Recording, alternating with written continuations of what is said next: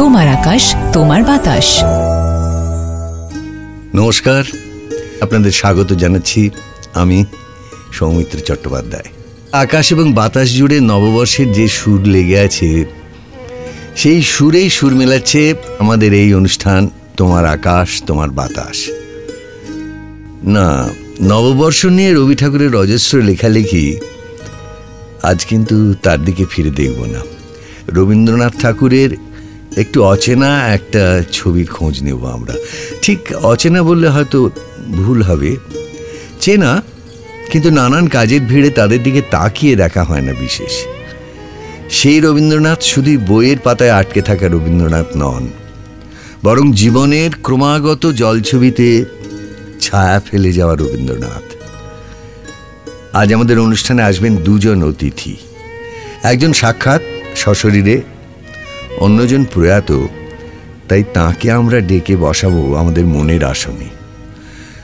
প্রথমজন সুনীল গঙ্গোপাধ্যায়, দ্বিতীয়জন দেবব্রত বিশ্বাস। এই দুই কিংবদন্তি নিজেদের মতো করে রবীন্দ্রনাথকে দেখেছেন। সুনীল স্বয়ং বলবেন সেই কথা, আর দেবব্রত জর্জদার কথা আমরা জেনে নেব বিভিন্ন লেখালেখি থেকে, স্মৃতি থেকে, চিঠিপত্রের মতো নানান নথি থেকে। 1986-তে রবীন্দ্রনাথ ঠাকুরের 125তম জন্মবার্ষিকীর বছরে একটি কাব্য সংকলন প্রকাশিত হয়েছিল, নাম রবীন্দ্রনাথকে নিবেদিত। সংকলনের ভূমিকায় সম্পাদক লিখেছিলেন, 50-এর দশকে আমরা যখন লেখালেখি শুরু করি তখনও সাহিত্য জগতে কিছুটা রবীন্দ্র বিরোধিতার আবহাওয়া ছিল। তখনও কেউ কেউ আধুনিক কবিতাকে ঠাট্টা করত, কারণ প্রথাবাহিত বা রবীন্দ্র অনুসারী একটা কবিতার ধারা তখনও ছিল প্রবহমান। আমরা উগ্র আধুনিক, আমাদের লেখাপত্র থেকে রবীন্দ্রনাথকে দূরে সরিয়ে রাখবার জন্যে আমরাও ফ্যাশনের বশবর্তী হয়ে রাবেন্দ্রিক ব্যাপার স্যাপারের প্রতি অবজ্ঞা প্রদর্শন করেছি। কিন্তু রবীন্দ্রনাথ আমাদের হৃদয়ে ছিলেন, তাকে ভালো না বেশি উপায় নেই। রবীন্দ্রনাথের লেখা তন্ন তন্ন করে যে পড়েনি, তার বাংলা ভাষায় কলম ধরার অধিকার নেই। আজ তোমার আকাশ তোমার বাতাস অনুষ্ঠানে সেই সম্পাদক সুনীল গঙ্গোপাধ্যায় স্বয়ং উপস্থিত। এসো সুনীল, তোমাকে স্বাগত জানাচ্ছি। আজকে তুমি আমাদের অতিথি। হ্যাঁ সৌমিত্র, আমিও তোমাকে শুভেচ্ছা জানাচ্ছি। অনেকগুলো প্রতিজ্ঞা করবে, সব কটা তো পারবে না, কয়েকটা ভেঙে কয়েকটা রাখবে। হ্যাঁ, আচ্ছা সুনীল, তোমার কাছে আজকে গোড়াতেই একটা জিনিস জানতে চাইব। আমি জানি এই চাওয়াটা একটু অসঙ্গত, কেননা কোনো মানুষেরই এরকম মাত্র কয়েকটি রবীন্দ্রসঙ্গীত প্রিয়, এরকম তো হতে পারে না। বহু রবীন্দ্রসঙ্গীত খুব প্রিয়, তোমার তো আমি জানি। তবু তোমার কয়েকটা প্রিয় গান যদি আমরা জানতে পারি। হ্যাঁ সৌমিত্র, তুমি তো জানো যে এক এক সময় এক একটা গান খুব বেশি প্রিয় হয়, তাই তো। আর একটা ব্যাপার এই যে রবীন্দ্রনাথ তো লিখেছেন বহু গান, 2200 মতন বলে। তো তার থেকে কিন্তু আমি সাধারণত দেখি যে আজকাল এই 125 থেকে 150 বেশি গান লোকে গায় না, ওই ঘুরে ফিরে ওই গানগুলোই সবাই গায়।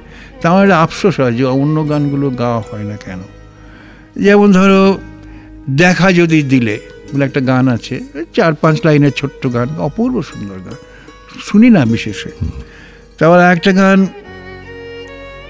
দেখো সখা ভুল করে ভালোবেসো না, মায়ের খেলার গান, এই অপূর্ব সুন্দর, মানে খুব কিন্তু কাউকে গাইতে শুনি না। আজই যে রজনী যায় ফিরাইব তাই কেমনে, এটা আমার মনে গেঁথে আছে। কারণ কবি সুধীন দত্ত যেদিন মারা গেলেন, উনি মাঝরাত্রিরে, মানে অকস্মাৎ মারা যান, মাঝরাত্রিরে উঠে একটা সিগারেট ধরিয়ে দুবার কেশে হার্ট ফেল করেন। আমরা ভোরবেলায় খবর পেয়ে অনেকে ছুটে গেলাম ওকে দেখতে। তা সাহেব রোল্যান্ড রোডে থাকতেন ফ্ল্যাটে, ওর স্ত্রী হচ্ছেন রাজেশ্বরী।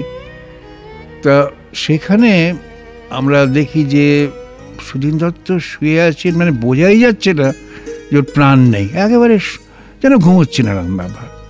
আর সুন্দর দেখতে ছিলেন।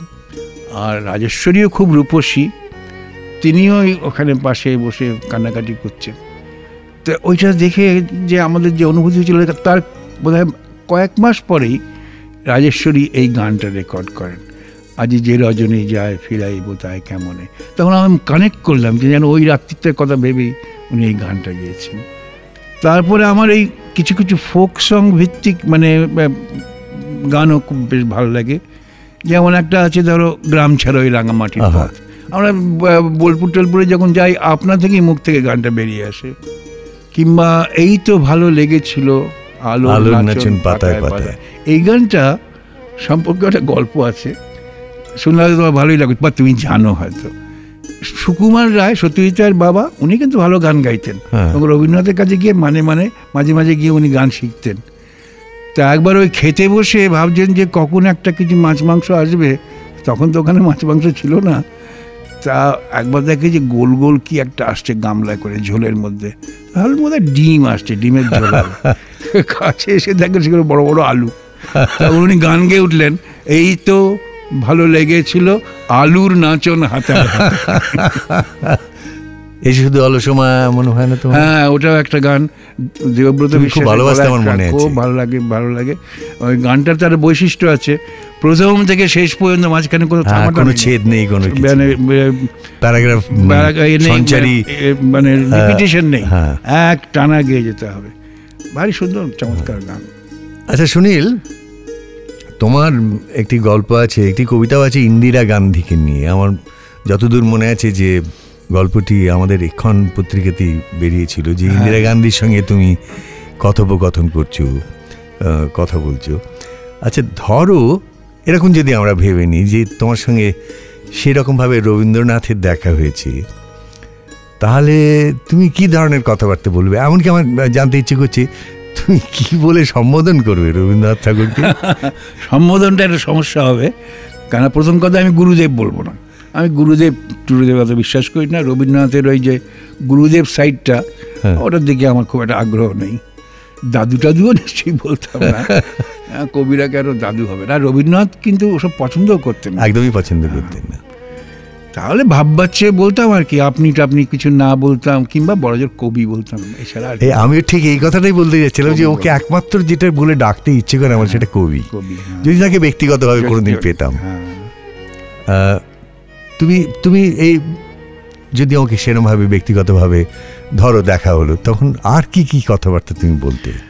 প্রথম কথা, রবীন্দ্রনাথের সঙ্গে যারা মিশেছেন তারা অনেকেই বলেছেন যে রবীন্দ্রনাথ খুব একটা প্রাণ খুলে কথা বলতেন না, লিখতেনই, লেখার মধ্যেই সব প্রকাশ করতেন। প্রভাত কুমার মুখোপাধ্যায় গল্প লেখক, ঔপন্যাসিক, উনি অভিযোগ করেছেন যে কি আপনার কাছে যাই, আপনি সবসময় একটা আনুষ্ঠানিকভাবে বসে থাকেন, কেন প্রাণ খুলে কথা বলেন না কেন? তা সেরকম আমার সঙ্গে কথা বলতেন কিনা তা আমি তো জানি না। যদি বলতেন তবে উনি তো রসিক ছিলেন, সেটা আমরা জানি, কত রকম রসিকতা করেছেন। তাহলে আমি ওকে কতগুলো জিনিস জিজ্ঞেস করতাম। যেমন ওর একটা লেখার মধ্যেও আছে যে বিদেশে উনি যে ছবির এক্সিবিশন দেখতেন, তার থেকে উনি কি প্রেরণা পেতেন। কারণ পরবর্তী জীবনে উনি যে ছবিগুলো এঁকেছিলেন সেগুলো তো ঠিক আমাদের ভারতীয় মডেলের ছবি নয়, একেবারে নয়। ভারতীয় ছবির প্রায় নতুন দরজা খুলে দিলেন। হ্যাঁ, তা উনি কিভাবে ছবিগুলো দেখতেন ওইভাবে আমার একটা আগ্রহ আছে। ওর একটা লেখা আছে যে বিদেশে আমি যখন চিত্র সংগ্রহশালায় যাই, কোনো বড় বড় শিল্পীর আঁকা নগ্ন ছবি দেখে আমার কোনো বিকার হয় না, আমি আমার নাতনিকে ওই ছবি দেখাতে রাজি আছি। মানে উনি ওই নগ্নতা সম্পর্কে ওর মনের মধ্যে কিন্তু কোনো কিছু ছিল না, মানে প্রতিরোধের। ইউরোপীয় চিত্রকলায় তো মানে নুড একটা ভয়ঙ্কর স্বীকৃত, ওটা একটা ওদের ধারার অন্তর্গত, যে ওটা করতেই হয়। নুড স্টাডিটা করে সব বিভিন্ন শিল্পী দেখায় যে কে কতটা ভালো ওই নুড স্টাডি করতে পারে। তো এই বিষয়ে কিন্তু রবীন্দ্রনাথের আগ্রহ ছিল। তা ধরো এইরকম যদি একটা প্রশ্ন করতাম কেমন হতো? হ্যাঁ, এটা একটা খুব সঙ্গত প্রশ্ন। আর ওর সঙ্গে কোনোভাবে যদি ওকে প্ররোচিত করে ধরো যদি ওকে রঙ্গরসিকতা করানো যেত, কারণ উনি সবসময় শুনেছি নাকি মাঝে মাঝে রসিকতা করতেন। এমনকি ওই রকম কথা বলেছেন যে এত বড় কখনোই কোনোদিনই আমি হব না, যে হাসি তামাশারে যাবে কবর ছ্যাবলামি। তো সত্যি সত্যি খুব সুরসিকতা ছিলেন। হ্যাঁ, তবে একটু অন্তরঙ্গ মহলে বোধহয়। যেটা কিন্তু আমি সত্যজিৎ রায় সম্পর্কেও দেখেছি, হ্যাঁ খুব একটা অন্তরঙ্গ না, মানে ঘনিষ্ঠ জন না হলে উনি কিন্তু মুখ খুলতেন, লোকেও দেখলে গম্ভীর মনে হতো। হ্যাঁ, ওকে ভীষণ গম্ভীরই মনে হতো, বা যে মুখ খুলতেন সেগুলো সব খানিকটা আনুষ্ঠানিক, খানিকটা সামাজিক, এইভাবে কথাবার্তা বলতেন। ওই আড্ডার পরিবেশ জমে উঠলে, ওর কাছের লোকেরা থাকলে সেখানেও রঙ্গরসিকতাও করতেন। এবারে আমার তোমার কাছে একটা প্রশ্ন আছে, এটা একটু হয়তো গুরুতর শোনাবে। আচ্ছা, আনন্দবাজারে তোমার একটা সাক্ষাৎকারে তুমি একবার বলেছিলে, আমার মনে আছে, যে তুমি রবীন্দ্র কবিতার একটা নতুন সংকলন করতে চাও, নতুনভাবে সম্পাদনা করে, যেখানে সেই সংকলনটা আজকের দিনের এমনকি কম বয়সের ছেলে মেয়েদের কাছেও সেটা অ্যাকসেপ্টেবল হবে, তারা মনে করতে পারবে যে হ্যাঁ, এই রবীন্দ্র কবিতা সেই রকম নয় যে চৌদিকে অসংখ্য তারা রহিল চাহিয়া অবাক হইয়া। ওসব কবিতার প্রায় দরকারই আজকে ফুরিয়ে গিয়েছে তরুণ জেনারেশনের কাছে, কেন আমাদের কাছেই প্রায় ফুরিয়ে গিয়েছিল। তো সেই যে সম্পাদনাটা করবে ভেবেছিলে, প্রথম কথা সেটার কি হলো এটা জানতে চাইবো। আর তার আগে আমি জানতে চাইবো সেই সম্পাদনাটা তুমি কোন দৃষ্টিভঙ্গি থেকে করতে চেয়েছিলে, সেটা একটু বলো তো আমাদের। হ্যাঁ, আমি চেয়েছিলাম যে রবীন্দ্রনাথের কবিতা এখন অনেকে পড়ে না, তারপরে রবীন্দ্রনাথের সব কবিতা তো বাতিল হয়ে যায়নি, অনেক কবিতার মধ্যে এলিমেন্টস আছে যেগুলো এখন আধুনিক রুচির সঙ্গে মেলে। কিছু কিছু কবিতা হয়েছে কি ভাষা ব্যবহারের জন্যে এখন আর আমাদের পড়তে ইচ্ছে করে না, কিন্তু কিছু কিছু কবিতার মধ্যে এখনও রয়েছে। ওর অনেক কবিতার মধ্যে তার সংখ্যা খুব বেশি নয়, তাই ভেবেছিলাম সেই যদি একটা সংকলন করা যায়, যেমন ধরো মূল সংকলন তো সঞ্চয়িতা, সেটা একটা পাঁচমিশালি সংকলন, তাহলে ছোটদের কবিতাও আছে, ছড়াও আছে, বর্ণনাত্মক কবিতা আছে, আবার নানা রকম লেখা রয়েছে।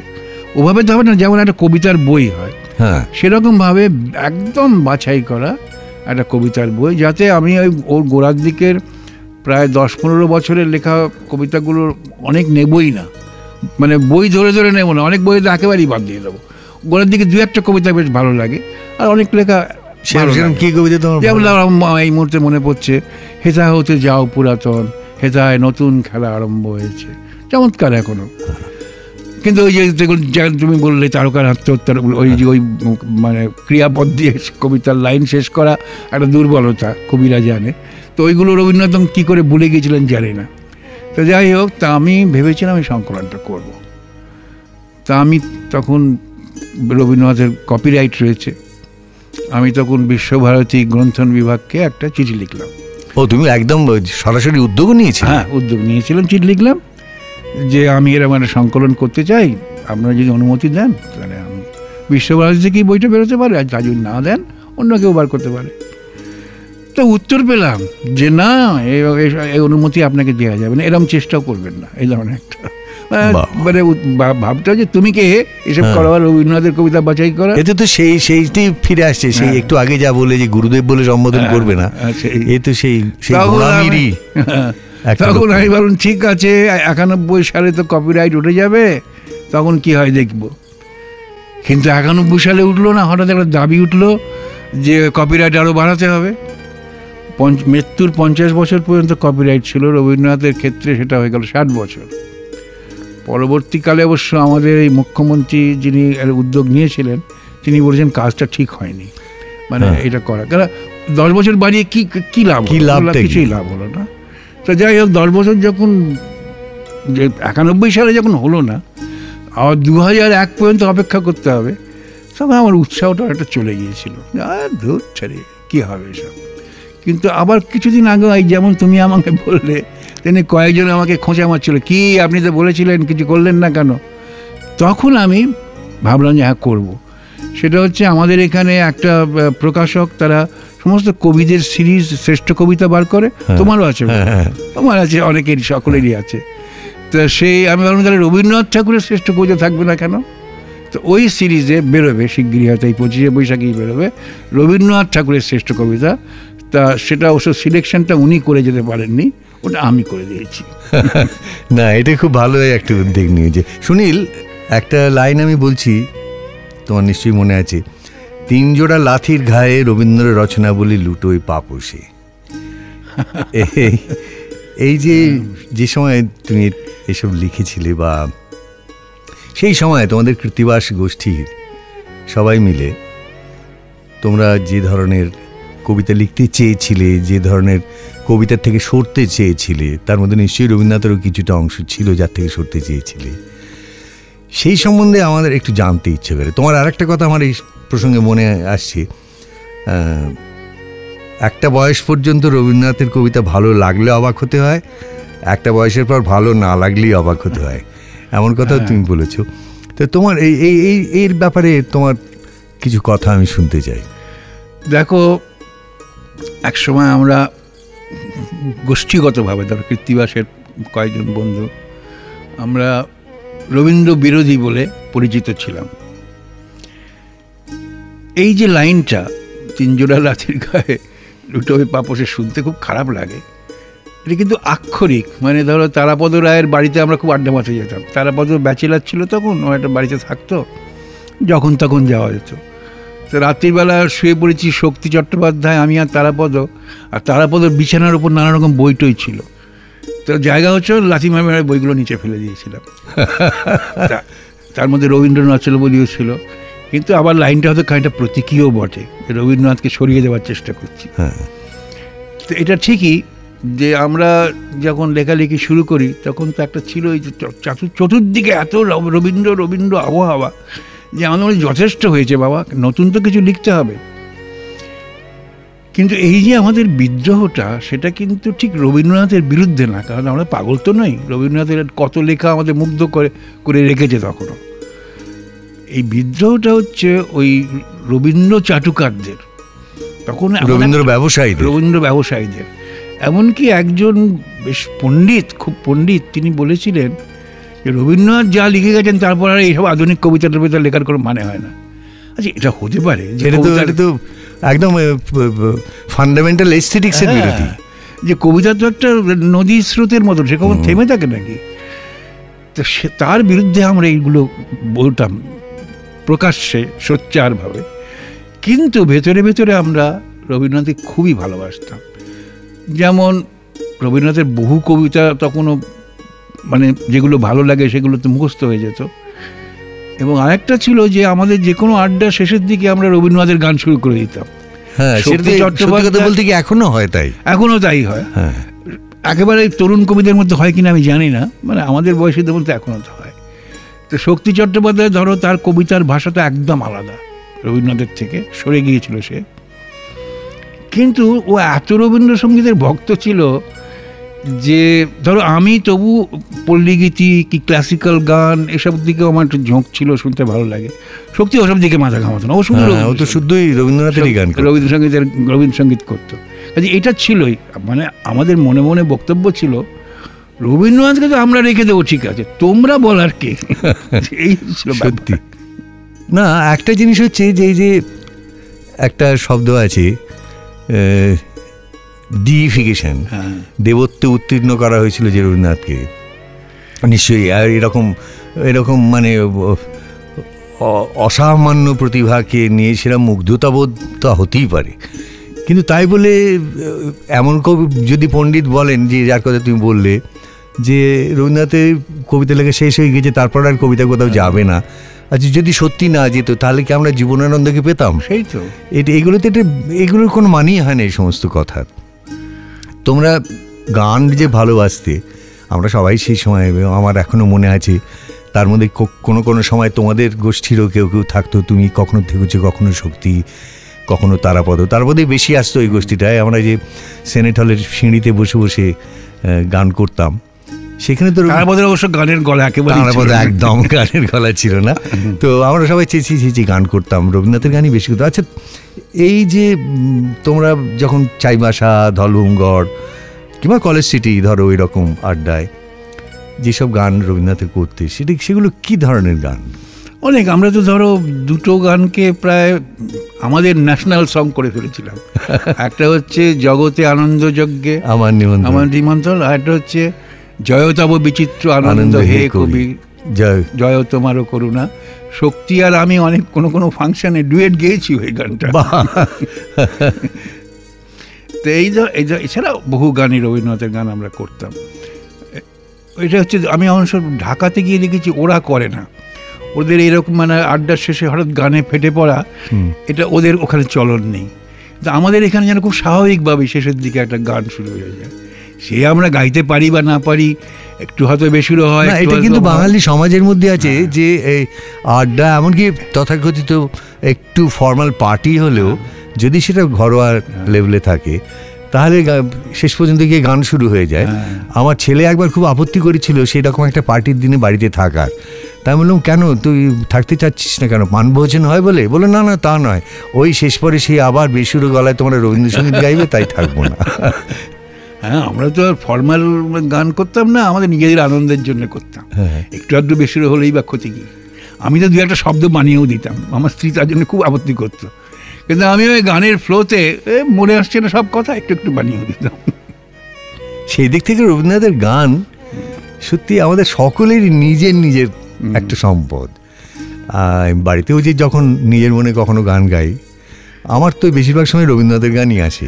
ধরো যে রবীন্দ্রসঙ্গীতের যে গায়ক গায়িকারা রয়েছেন সব, কারুর কারুর গান শুনলে মনে হয় যে একেবারে কি বলে মেশিনে তৈরি গলা, ওই কোনো একটা গানের স্কুল থেকে শিখে এসে গড়গড় করে গেয়ে দিচ্ছে। খুব কমই গায়ক গায়িকা আছে যারা গানটাকে তার নিজের গানের মতন করে গায়, কেন তার নিজের কথা। এই যে একটা নিবিড় একটা তন্ময়তা, সে তো সকলের গানে থাকে না, সেটাই তো গানের আসল উদ্দেশ্য। আচ্ছা, তোমার প্রিয় গায়ক গায়িকা কারা রবীন্দ্রনাথের গানের? আগে গায়িকা বলি।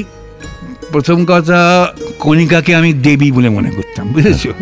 মানে এত ওর গান আমার পছন্দ ছিল, এবং কণিকা বন্দ্যোপাধ্যায়ের ব্যক্তিত্ব, ওর কথা বলার ভঙ্গি সব মিলিয়ে আমি ওর দারুণ ভক্ত ছিলাম, এবং গানও খুবই ভালোবাসতাম। এছাড়া রাজেশ্বরীর গান আমার খুব ভালো লাগতো। আগে আরেকজন গায়িকা ছিলেন মালতী ঘোষাল, খুব ভালো লাগতো। এবং পরবর্তীকালে যারা গায়িকা তাদের মধ্যে ঋতু গুহ চমৎকার গাইত। আরও পরে যারা আছে তার মধ্যে প্রমিতা মল্লিকের গান আমার ভালো লাগে। পুরুষ কণ্ঠ সেই তুলনায় একটু কম, দেবব্রত বিশ্বাসের মতন তার পেলাম না, মানে ওই ধরনের উদাত্ত গলার গান। আমরা হেমন্ত মুখার্জির রবীন্দ্রসঙ্গীতটা তেমন ভালো লাগতো না, বরং তার ওই আধুনিক গান টানগুলো ঠিক ছিল। পুরুষ গায়কদের মধ্যে সুবিনয় রায়, মানে ওই যে একটা রিনরিনে গলা, কিন্তু কি সুরেলা, অপূর্ব সুর, এবং অপ্রচলিত গান যে টেনে নিয়ে আসে। আরেকটি ভদ্রলোক, ছেলেই তাকে আমার বলতে ইচ্ছে করছিল, যে পীযূষ সরকার বলে একটি ছেলে, সে কিন্তু নিজস্ব ভঙ্গিতে রবীন্দ্রসঙ্গীত গাইতে শুরু করেছিল। প্রথম কথা, সে দাঁড়িয়ে দাঁড়িয়ে গাইতো। আমাদের রবীন্দ্রসঙ্গীত গায়করা সবাই মাটিতে বসে বসে গান করে, সে দাঁড়িয়ে দাঁড়িয়ে গান করত। আর সে একটুখানি টান টান দিত, মানে একটুখানি ডিভিয়েট করার চেষ্টা করেছিল, সেটা আমার ভালোই লাগতো বেশ। কিন্তু ভদ্রলোক হঠাৎ অকালেই চলে গেল। আচ্ছা, এই প্রিয়র কথাটি এবারে একটু রবীন্দ্রনাথের গদ্যের ব্যাপারে আসি।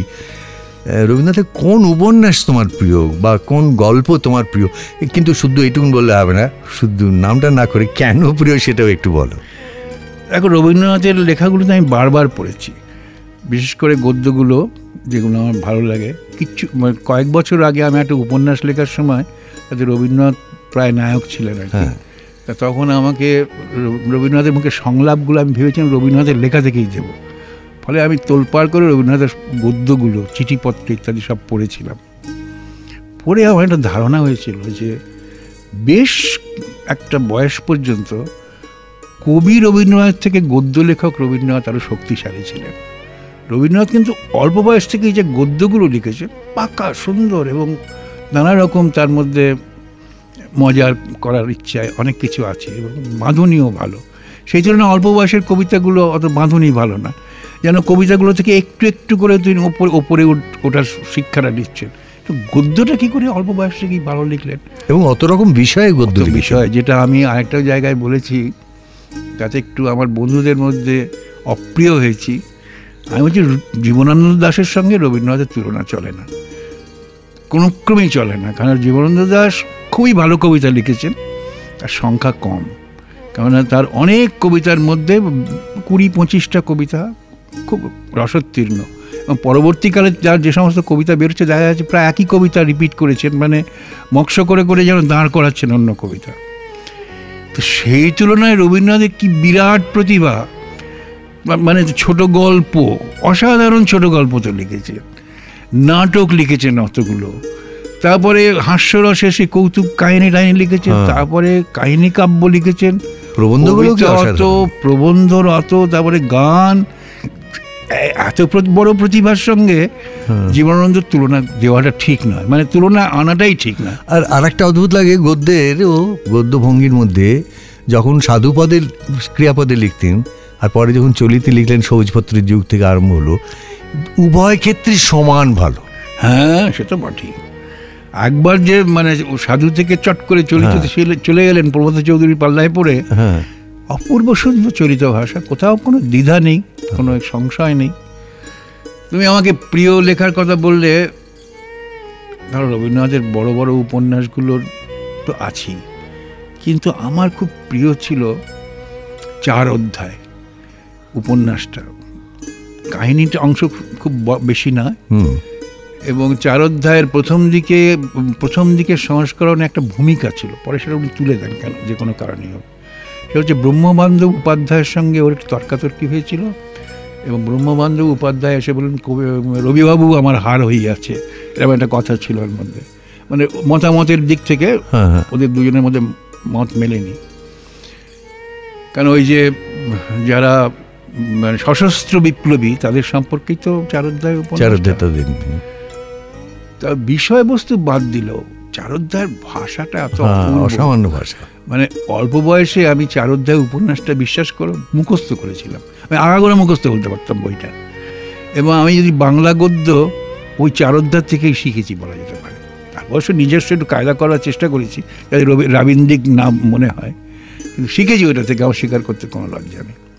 এবং 4 অধ্যায়ের ওই যে অন্তু, বড় লাভেবল চরিত্র ছিল। এলা দুজনকে বিশেষ করে অতবার পড়েছি বলে। তারপরে বহুরূপীতে সৌম্যমিত্র, তৃপ্তিমিত্র ওরা অভিনয় করলেন 4 অধ্যায়, অপূর্ব, আমাদের এত মুগ্ধ করেছিল, কারণ সেই জন্য 4 অধ্যায় উপন্যাসটার একটা বিশেষ স্থান, জায়গা তোমার মনের মধ্যে রয়েছে। আর গল্প কোনটা ছেড়ে কোনটা বলবো, সত্যি গল্পগুলো তো অসাধারণ। রবীন্দ্রনাথের ছোট গল্প এখনো যেসব মানে পড়লে এখনো নতুনের মতন মনে হয় রবীন্দ্রনাথের রচনার মধ্যে, সেগুলো যে তার ছোট গল্প। তার সব উপন্যাস এখন অতটা পড়া যায় না, যেমন গোরা, বড্ড বেশি কথা তার মধ্যে রয়েছে। এখন ঠিক আছে, একবার তো পড়েছি, আর দরকার নেই। ছোট গল্পগুলো এখনো পড়া যেতে পারে, বারবার ফিরে আসতে। আর তোমার এই গল্প উপন্যাস সব মিলিয়ে তোমার দুটি যদি প্রিয় চরিত্র থাকে, এবং সেখানে আমি বলছি যে একটি পুরুষ চরিত্র এবং একটি নারী চরিত্র, তাহলে পুরুষ চরিত্র আমি গোরা বলতে প্রলুব্ধ হচ্ছিলাম, তবে মনে হয় গোরা তো সবাই বলবে, গোরা আর কেন বলবো। তারপরে ঘরে বাইরেতে নিখিলেশ, তাকেও আমার খুব ভালো লাগে, কিন্তু ওই যে বললাম অন্তুকে আমার খুব বেশি মনে ধরেছে, যদিও ছোট চরিত্রটা। আর শেষের কবিতার লাবণ্য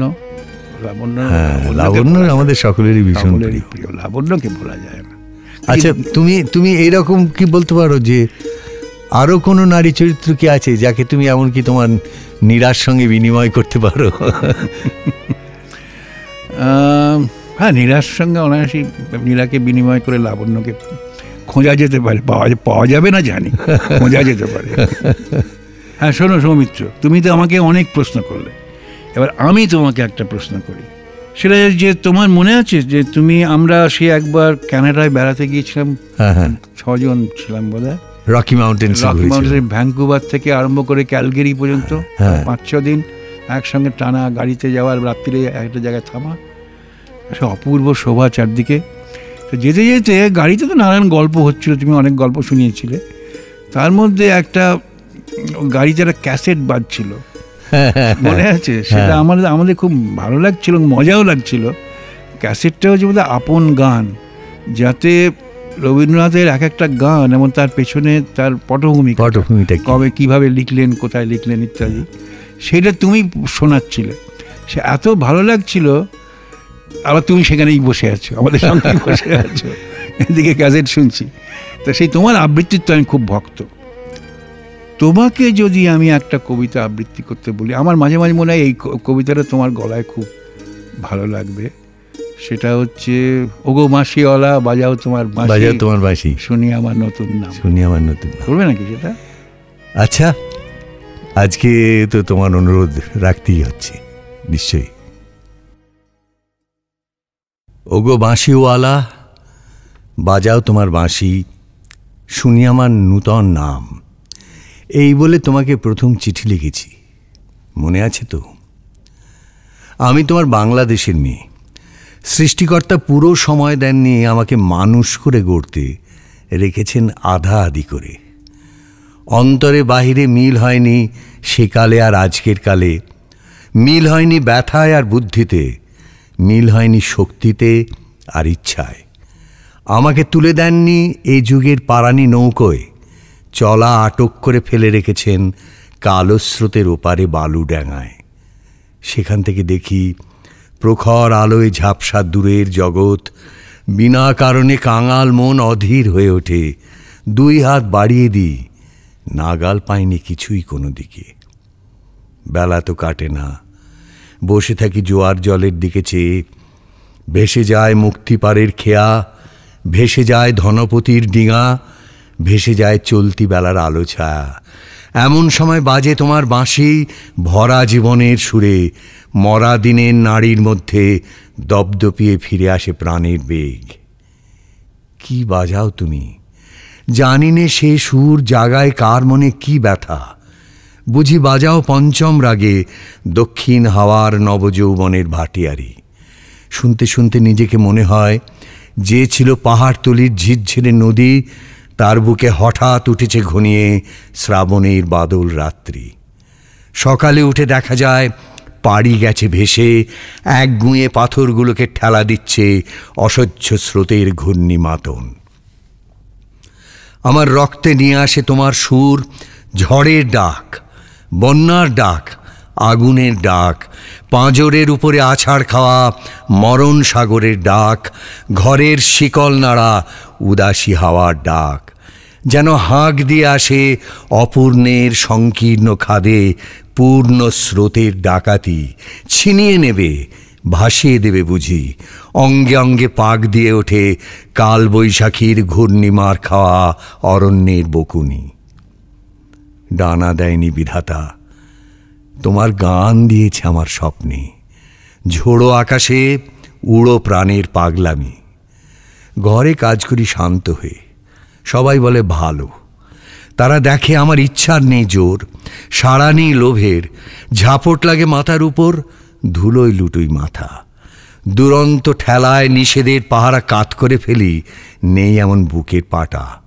কঠিন করে জানি নে ভালোবাসতে, কাঁদতে শুধু জানি, জানি এলিয়ে পড়তে পায়। বাঁশিওয়ালা বেজে ওঠে তোমার বাঁশি, ডাক পড়ে অমর্ত্য লোকে। সেখানে আপন গরিমায় উপরে উঠেছে আমার মাথা, সেখানে কুয়াশার পর্দা ছেঁড়া তরুণ সূর্য আমার জীবন।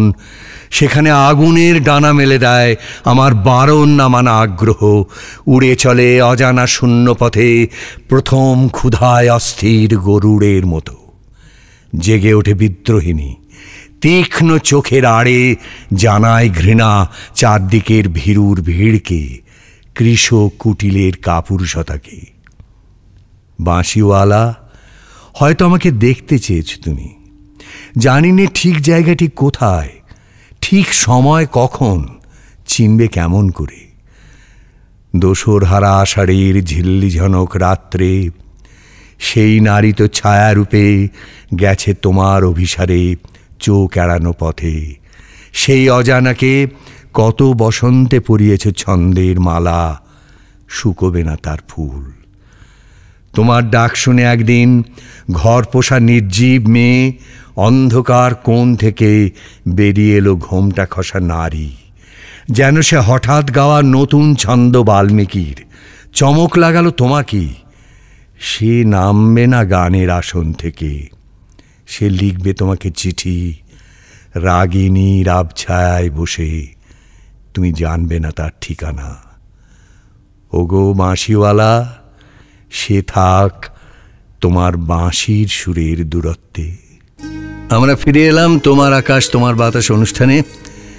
সুনীল গঙ্গোপাধ্যায় চলে গিয়েছেন ইতিমধ্যে। এবার আমরা শুরু করছি অনুষ্ঠানের দ্বিতীয় পর্ব, যেখানে আজ আমাদের আর এক অতিথি দেবব্রত বিশ্বাস। দেবেন্দ্র কিশোর এবং অবলা বিশ্বাসের দ্বিতীয় সন্তান দেবব্রতর জন্মদিনটি স্মরণীয়। 6ই ভাদ্র, ইংরাজি সন 1911। দিনটি স্মরণীয় কারণ তার 83 বছর আগে ওই 6ই ভাদ্র তারিখেই ব্রাহ্ম সমাজের পত্তন করেন রামমোহন রায়। ফলে দেবেন্দ্র কিশোর এবং অবলার ব্রাহ্ম পরিবারেও যে দিনটি অন্যভাবে পালন করা হবে তাতে আর আশ্চর্য কি।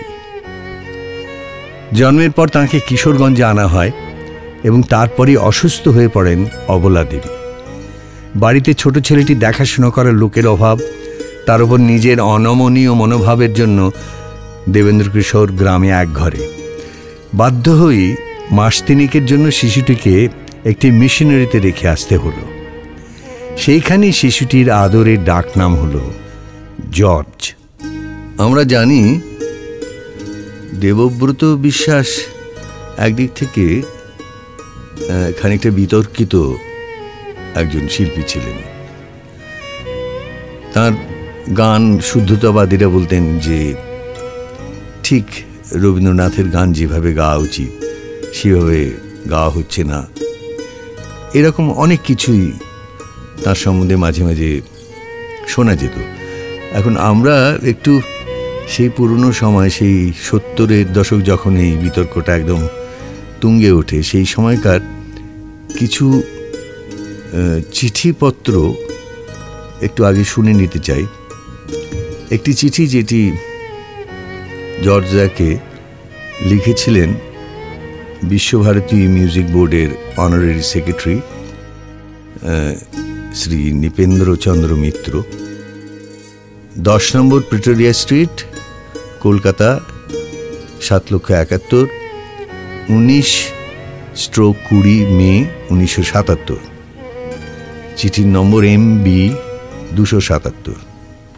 তিনি কল্যাণীয় প্রিয় জর্জ, এইভাবে চিঠিটা শুরু করেছিলেন এবং চিঠির এক জায়গায় বলছেন, 25শে বৈশাখ 8ই মে 1977 তারিখে যুগান্তর পত্রিকায় স্টাফ রিপোর্টারে তোমার গানের রেকর্ড করা সম্পর্কে একটি বিবৃতি ছাপা হয়েছে। এই বিবৃতির বিষয়বস্তু সম্পর্কে ইতিপূর্বে পূর্ণেন্দু তোমার সঙ্গে শিলংয়ে এবং কলকাতায় 25শে বৈশাখের প্রাক্কালে তোমার সঙ্গে বিশদভাবে আলোচনা করেছে। কিছুকাল যাবৎ রেকর্ডে রবীন্দ্রসঙ্গীত গাইবার সময় নানা ধরনের বাদ্যযন্ত্রের প্রাধান্য অত্যধিক পরিমাণে শোনা যেত, যার জন্য অনেকাংশে রবীন্দ্রসঙ্গীতের স্বকীয় মর্যাদা ক্ষুণ্ণ হতো এবং নানা ধরনের বিদেশি সুরের সংমিশ্রণে রবীন্দ্রসঙ্গীতের বৈশিষ্ট্য বজায় রাখা শক্ত হতো। এই নিয়ে বিভিন্ন সংবাদপত্রে বিরূপ সমালোচনাও হয়েছে। আবহ সঙ্গীত যাহাতে শ্রুতিমধুর হয় এবং গায়ক গায়িকার কণ্ঠস্বর অপেক্ষা যন্ত্রসঙ্গীত প্রাধান্য বিস্তার করতে না পারে, সেই বিবেচনায় রবীন্দ্রসঙ্গীতের উপযোগী যন্ত্রের ব্যবহার এবং প্রয়োগ পদ্ধতি সম্পর্কে বিশ্বভারতী সঙ্গীত সমিতির সিদ্ধান্ত রেকর্ডিং কোম্পানিগুলিতে, রেডিওতে, চলচ্চিত্র পরিচালকগণকে অবহিত করা হয়েছে। সেই সিদ্ধান্তের একটি প্রতিলিপি তোমারও অবগতির জন্য পাঠানো হলো। শ্রীযুক্ত শোভন সাহার সঙ্গে এই সম্পর্কে আলোচনা সূত্রে জানা গেল, রেকর্ড করার সময় প্রিলিউড এবং ইন্টারলিউড মিউজিক ব্যবহার করা সম্পর্কে বিশ্বভারতী সঙ্গীত সমিতি কয়েকটি উপযোগী বাদ্যযন্ত্রের প্রবর্তন ও প্রয়োগ পদ্ধতির বিষয়ে যে সিদ্ধান্ত গ্রহণ করেছেন তাহা তোমার বিশেষ মনোপুত হয়নি। তাছাড়া ইতিপূর্বে কয়েকটি সংবাদপত্রে এবং সাময়িক পত্রপত্রিকায় এই সম্পর্কে সমালোচনামূলক বিবৃতি আমাদের দৃষ্টিগোচর হয়েছে। আরও অধিক সংখ্যায় রবীন্দ্রনাথ ঠাকুর রচিত ব্রহ্মসঙ্গীতাবলী তোমার কণ্ঠে রেকর্ড করে রাখা প্রয়োজন। তবে গান রেকর্ড করার সময় এমন পরিবেশের সৃষ্টি হওয়া চাই যা ব্রহ্মসঙ্গীতের উপযোগী হয়। আশা করি তোমার শরীর এখন ভালো আছে। ইতি স্বাক্ষর নৃপেন্দ্রচন্দ্র মিত্র। এই চিঠির উত্তরে জর্জদা দেবব্রত বিশ্বাস কি লিখেছিলেন সেটাও আমরা একটু শুনে নেব। 174 রাসবিহারী অ্যাভিনিউ, কলকাতা 29, সেখান থেকে চিঠি লিখেছিলেন শ্রদ্ধাস্পদেশী বলে সম্বোধন করে। তাই চিঠির এক জায়গায় লিখছেন, দেখা যাচ্ছে গান অনুমোদন করার ব্যাপারটি যেন মিলিটারি অথবা ডিপ্লোম্যাটিক গোপনীয়তা রক্ষার মতো হয়ে দাঁড়িয়েছে। অথচ অনাদিদার উপর যখন এইসব কাজের দায়িত্ব ছিল তখন তিনি গোপনীয়তা রক্ষা করার জন্য মোটেই উৎসুক এবং উৎসাহী ছিলেন না। কোনো গান তার কাছে গোলমেলে ঠেকলে তিনি সেই বিষয়ে খোলাখুলিভাবে আমাদের সঙ্গে আলাপ আলোচনা করতেন। ঢাক গুড়গুড় ব্যাপার তখন মোটেই ছিল না। তাছাড়া গোপনীয় ব্যাপারটি কিছুতেই গোপন থাকে না, কারণ যিনি বা যাঁরা আমার গানগুলি অনুমোদন করেননি তিনি বা তাঁরা দেবব্রত বিশ্বাসের গান অমুক অমুক কারণে আটকে দিয়েছি বলে প্রকাশ্যভাবে এবং গর্ব করে জাহির করে পরম তৃপ্তি লাভ করেন। ক্ষমতা পেলে এরকম হয় স্বাভাবিক। আপনার চিঠি শেষ দিকে বলা হয়েছে, তবে গান রেকর্ড করার সময় এমন পরিবেশের সৃষ্টি হওয়া চাই যা ব্রহ্মসঙ্গীতের উপযোগী হয়। এই ব্যাপারে আমার মনে কয়েকটি প্রশ্ন জেগেছে। তা হল, 1, ব্রহ্মসঙ্গীতের উপযোগী পরিবেশটি কি এবং সেই পরিবেশের কোনো সংজ্ঞা আছে কি না? 2, কোনো ব্যক্তি বিশেষের কাছে এই পরিবেশের ব্যাপারে আমার বিশেষভাবে শিক্ষা নেওয়ার প্রয়োজন কি না, এবং যদি প্রয়োজন হয় তাহলে কার কাছে সেই শিক্ষা আমি নিতে পারি? 3, আমি কোনো ব্রহ্মসঙ্গীত রেকর্ড করলে সেই রেকর্ডে ব্রহ্মসঙ্গীতের উপযোগী পরিবেশ সৃষ্টি হলো কি না তার বিচার কে বা কারা করবেন? 4, ব্রহ্মসঙ্গীত ছাড়াও রবীন্দ্রনাথ আরও নানান ধরনের গান রচনা করেছিলেন। সেই সব গান রেকর্ড করবার অধিকার কি আমার থাকবে না, অথবা সেই অধিকার থেকে আমায় কি বঞ্চিত করা হলো? এইসব প্রশ্নের সমাধান কিভাবে পাবো আমি জানি না। আপনার কাছে একটি বিশেষ অনুরোধ জানিয়ে আমি আমার চিঠি শেষ করছি। আমার বয়স 66 হয়ে গিয়েছে। আমার এই ভাঙা শরীর নিয়ে কদিন গান গাইতে পারবো জানি না। তাই আমার রেকর্ড অনুমোদন করবার দায়িত্ব যদি আমার চাইতে বেশি বয়স্ক, বেশি অভিজ্ঞ, যোগ্যতর কোনো ব্যক্তিকে দেয়া হয় এবং সেই ব্যক্তির নাম যদি আমায় জানানো হয়, তাহলে অত্যন্ত কৃতজ্ঞ চিত্তে আমি যে কদিন পারি রবীন্দ্রনাথ ঠাকুরের কিছু গান রেকর্ড করবার চেষ্টা করব। আপনি যদি দয়া করে এই ব্যাপারে বিশেষ কোনো ব্যবস্থা করে দেন তাহলে আমি অত্যন্ত বাধিত হব। শ্রদ্ধাবনত চিত্তে প্রণাম জানাই। ইতি আপনাদের জর্জ। দেবব্রত বিশ্বাসকে নিয়ে যে সমস্ত বিতর্ক, সেগুলোর একটু আভাস দিলাম, কিন্তু তার কণ্ঠের মাধুর্য, তার গায়কী এবং তার গানের জাদু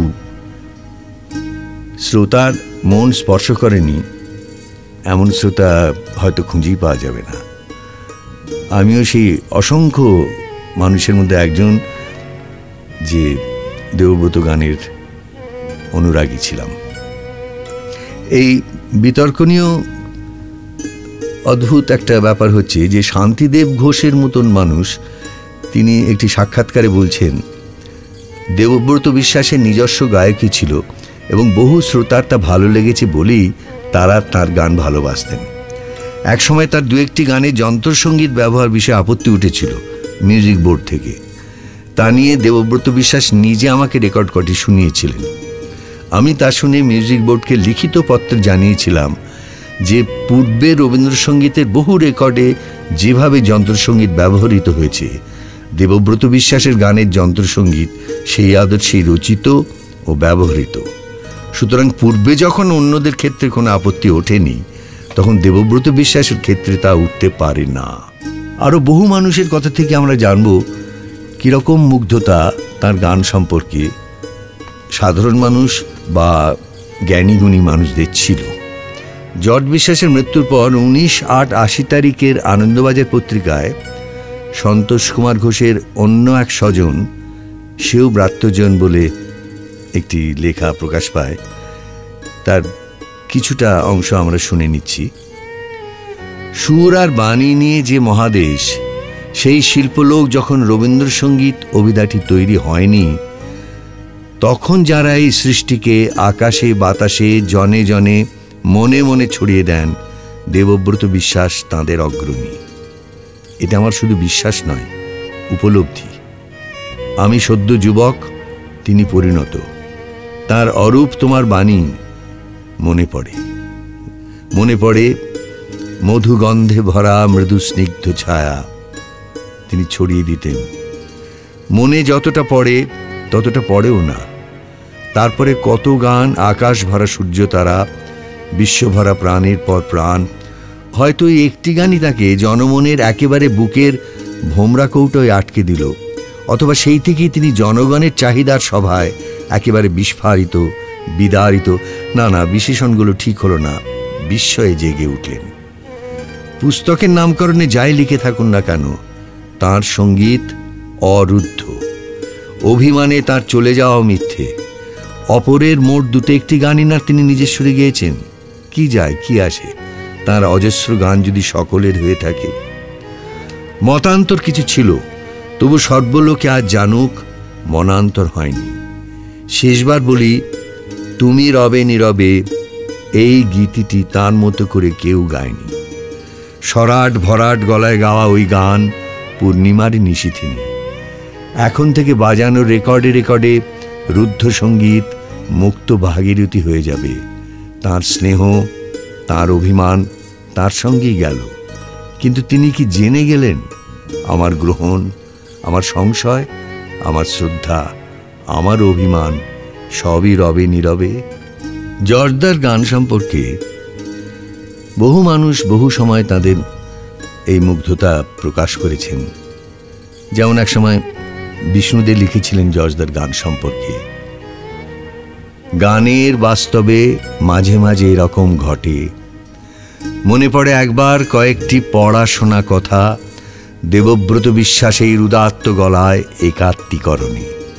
কি দরদি ঢেউ তুলেছিল এক সভা ঘরে, সভ্য ভব্য মনে, গায়কের দুই চোখ অন্তরঙ্গ, সমগ্র চেতনা শুধু গানে। কথার গলার বৃষ্টিতে, বিদ্যুতে, সুরে একাকার। 22 বা অন্য কোনো দিনে, হয়তোবা 2রা শ্রাবণে, আকাশ যেমন মাতে অর্ধনারীশ্বর নৃত্যে, তেমনি ধরনী। এরপরে শোনাই আপনাদের জর্জ বিশ্বাস এবং হেমন্ত মুখোপাধ্যায়কে নিয়ে আমার একটা ছোট্ট স্মৃতি। একদিন সন্ধ্যাবেলায় খুব জর্জদাকে দেখতে ইচ্ছে করছিল বলে আমি তার কাছে গিয়েছিলাম। অনেক গল্প টল্প হচ্ছিল, সেই সময় ওই বিতর্কগুলোও চলছে এবং জর্জদা অভিমান করে বলেছেন আমি আর রবীন্দ্রনাথের গান গাইব না। তো সেই কথাগুলো নিয়ে আলোচনা হতে হতে জর্জদা বললেন যে হেমন্ত এসেছিল সেদিন, এসে বলল যে আপনি যদি রবীন্দ্রসঙ্গীত না গান তাহলে আমরা কার গান শুনব। এর কয়েকদিন পরই একটা অনুষ্ঠান ছিল রবীন্দ্র সদনে।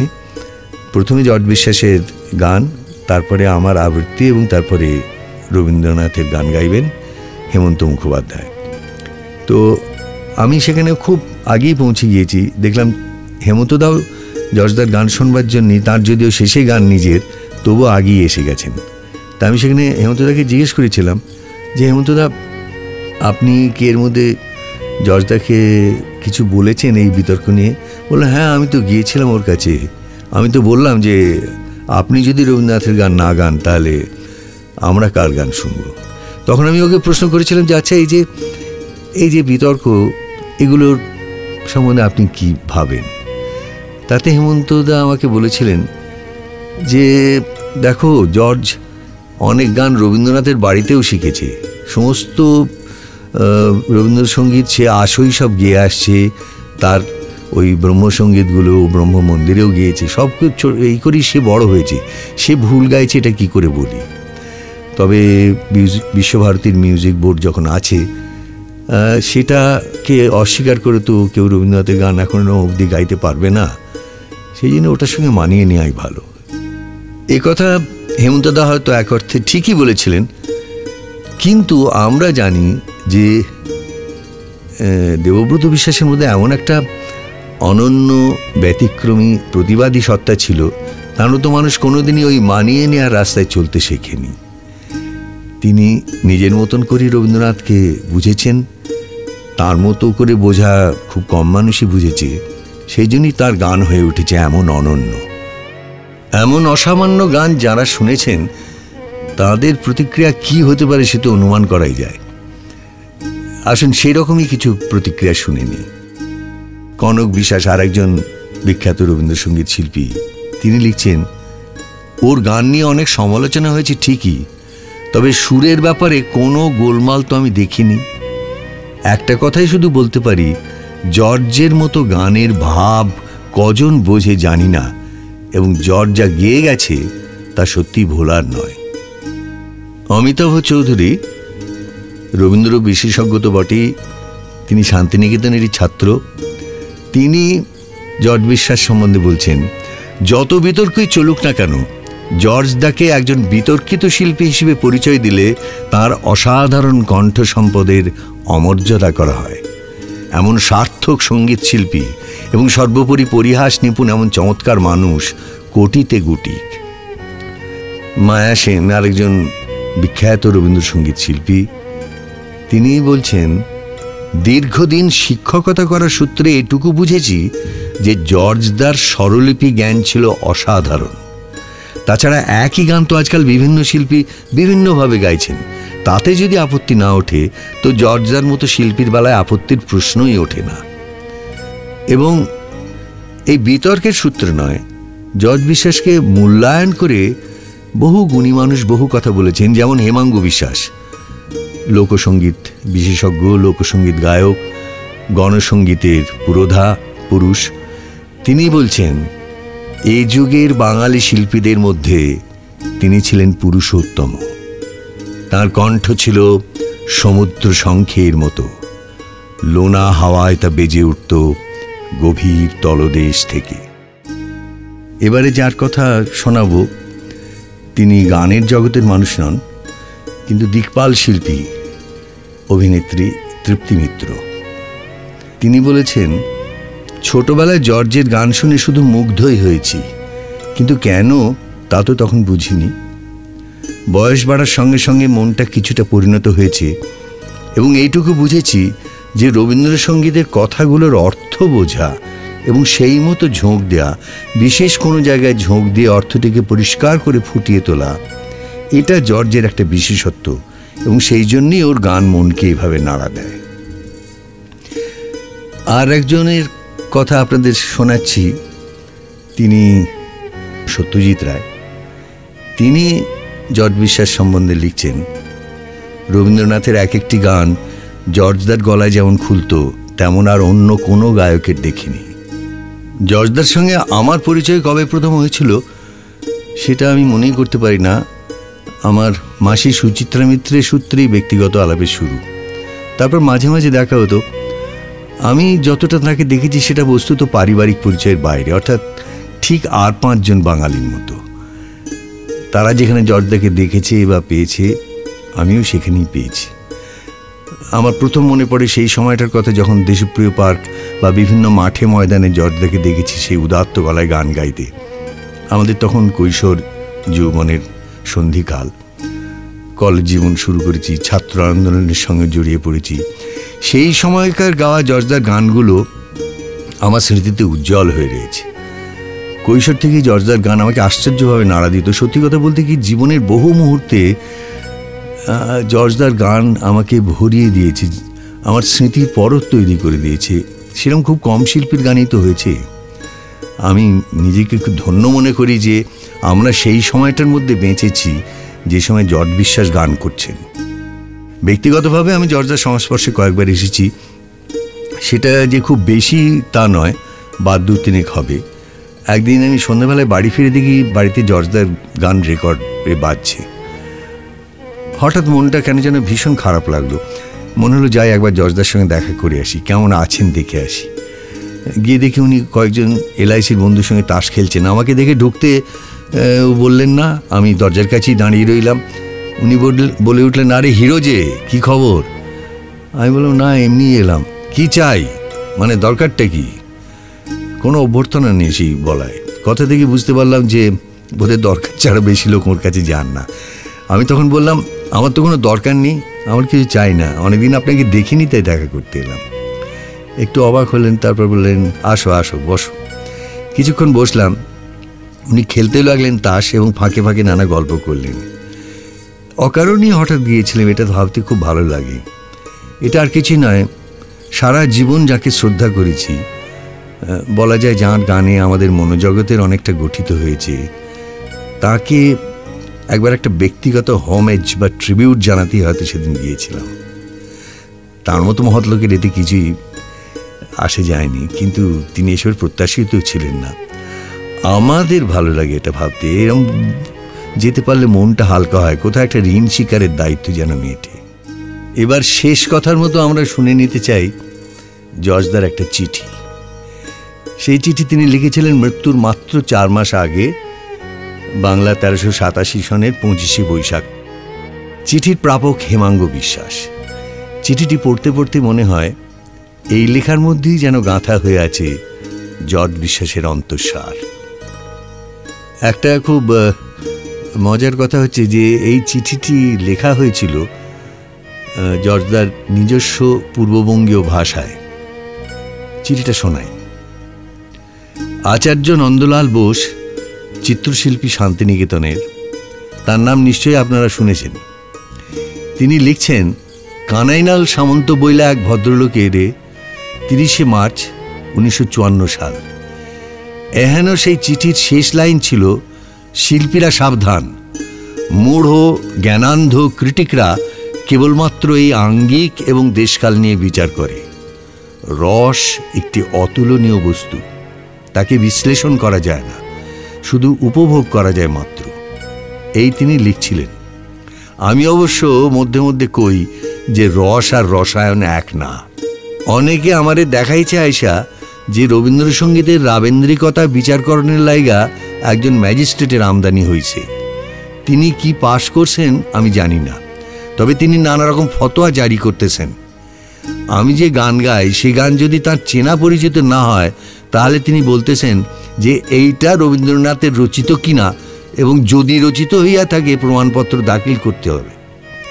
তা আমি তো ছোটবেলায় যাদের কাছে গান শিখছি তাদের কেউই আর বাইচা নাই। আর যখন শিখছি তখন তো স্বরলিপি টরলিপি আসিল না, কানে কানেই আমরা শিখছি। তার মধ্যে হয়তো বদলা যায়, অনেক কিছুই হয়, তা আমরা প্রমাণপত্র চাইও না। আমাদের পকেটে এমন কিছু প্রমাণপত্র নাই, দলিলপত্রও নাই, সুতরাং আমি কি করে দেখাবো? তবে এই ব্যাপারে আমার ভয়ের কিছু কারণ নাই, কারণ অনেক গান আমার থেকে, আমি তো নগণ্য গায়ক, বড় বড় রবীন্দ্রসঙ্গীতের ওস্তাদেরা রেকর্ড করছেন, সেইগুলির মধ্যে অনেকগুলি আমি দেখছি স্বরলিপির ধারে কাছেও না। এই গানগুলির নাম কইলে তোমরা টের পাইয়া যাইবা, সুতরাং শিল্পীর বিরুদ্ধে আমি কইতে চাই না।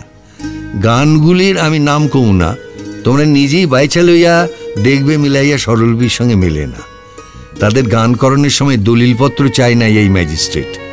শাস্তি যদি পাইতে হয় সকলেরই পাইতে হইবে, সুতরাং আমার কোনো ভয়ই নাই।